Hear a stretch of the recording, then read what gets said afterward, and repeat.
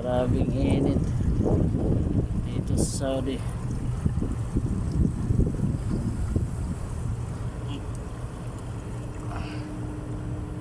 Yan. Dilignan lang kami.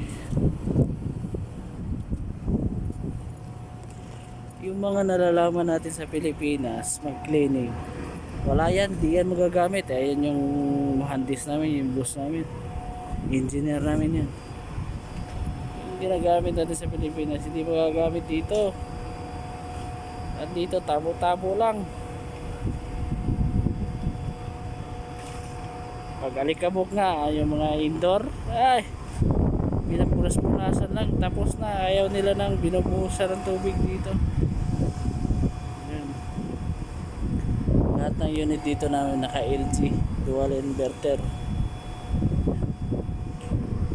Ano, kalas? Tara.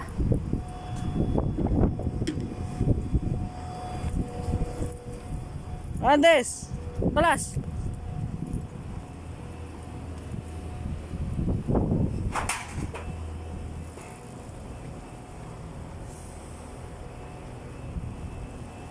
Umuwi na.